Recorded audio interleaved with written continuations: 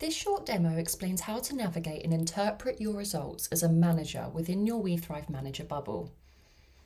When you first log into your Manager bubble, you'll be taken to your homepage. Within your homepage, you have 4 tabs. The first one is Progress, which is where you can view any goals you have created for yourself or your team. You can switch between me and my team on the right-hand side, and this will switch between a page meant for you as an individual and your most recent results, and a page focused on your team, where goals you set based on your team feedback are recorded and where you can access your team's latest results. As a manager, you can view your own results in your bubble, but this demo will focus on viewing your team's results. Next, you have 3 tabs on your homepage which contain real-time results from the last 3 months. These are designed to give you a quick view of the results from surveys you and your team have taken part in. If you have My Team selected on the right-hand side, the real-time results will show average scores for anyone assigned to you who has completed this survey type in the last 3 months, either an engagement survey, a mental health survey, or a diversity and inclusion survey. You can switch from My Team to Me to view your own results to these survey types, and this will show you the latest set of results you've provided. But to go back to team results, to view a specific set of results rather than rolling 3-month data, first go to Surveys, and here you'll see a couple of tabs. The first one is My Surveys, which shows you your individual results, and you can take the engagement or mental health survey anytime from here to receive your own report. Under your Team Surveys tab, you'll find the results for any surveys that your team have taken part in. If these surveys were run anonymously but less than 4 people in your team completed, you may not be able to view the dashboard. But your status page is where you can check exactly who took part and therefore whose responses are included in your results. So, if you have some results to view, you can go to Surveys and you can select the icons on the right-hand side to view your manager dashboard first.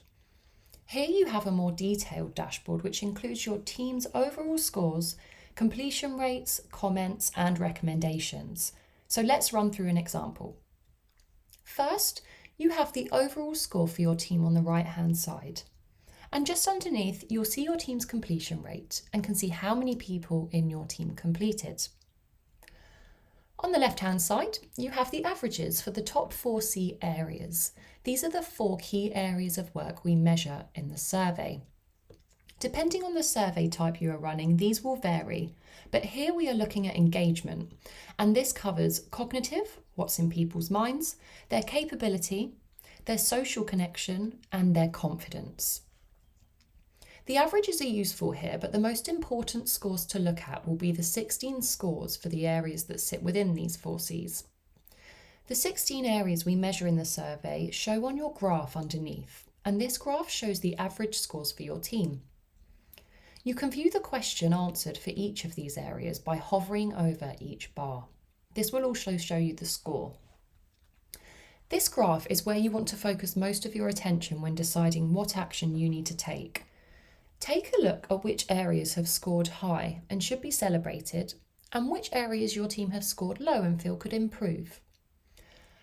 As a general rule of thumb, scores of 70% and above are considered very good, and if scores are below 65 on average, you may want to take a deeper look into these. It is rare to receive scores of above 70% for everything because nothing is perfect and people have different ideas about what could be improved at work. So don't focus too much on the scores themselves, but rather where you see scores dip for your team.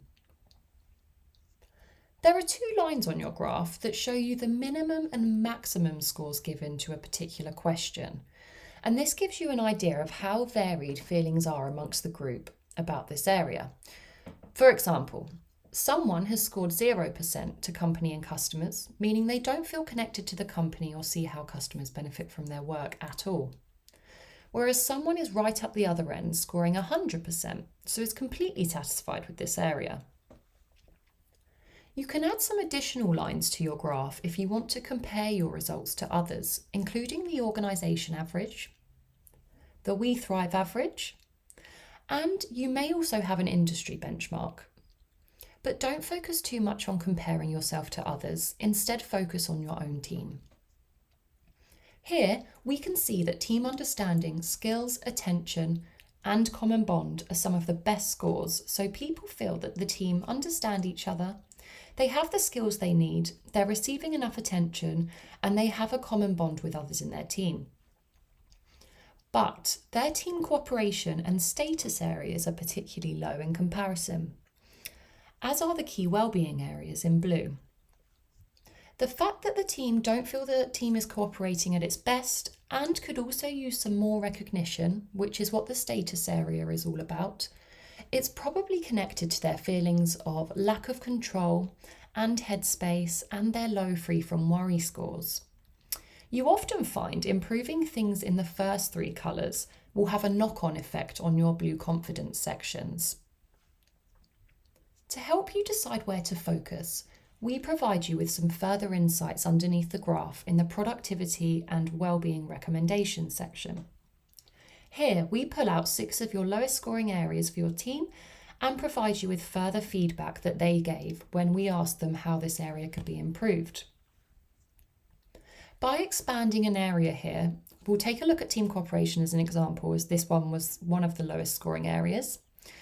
The system tells you the top priority, and it also tells you how many people in your team gave further insight. That's the number of people who marked it as one of their lowest scores and were asked for further feedback. The top 2 pieces of feedback given will display here, and we'll provide you with some recommendations to help you action each piece of feedback. We also share some free resources to support you, along with training courses if you have e-learning as part of your subscription. Before deciding where to focus, you can also gain some context as to why something has scored low by reading your team's comments for that area. To do this, click on Team Comments above the graph, and here you can switch between the 4 C's to read the comments given to different areas. From here, this may give you some insight into exactly what your team would like to see improve. But going back to the dashboard, click the Strengths and Opportunities button, and you'll also be able to view the comments left to the 2 optional questions if these were included in the survey. These 2 questions ask what's great about work and what's one thing that you would change for the better. It's important to celebrate what's working well here and also gain constructive feedback from your team, which may help give you some quick wins. So these are definitely worth having a read of, as there may be some really easy things that you can implement that employees have asked for. But going back to the graph, once you've decided what to focus on, you can create a goal. This is the most important part of the follow-up. Employees have taken time to give you their feedback, so as a manager, you must listen and make the exercise worthwhile. When deciding what action to take, we recommend keeping it manageable. Focus on just 1 or 2 areas where you know that making a change here will really improve things for your team. The number of people who provide further insights can also give you an idea of how many people will be positively impacted if you focus on this area. Once you've decided where to focus, create a goal with the recommendations by clicking the Create Goal button. It will pull through a goal name and description, which you can read for a bit of background detail and also edit. Then you will see our recommendations listed as actions underneath.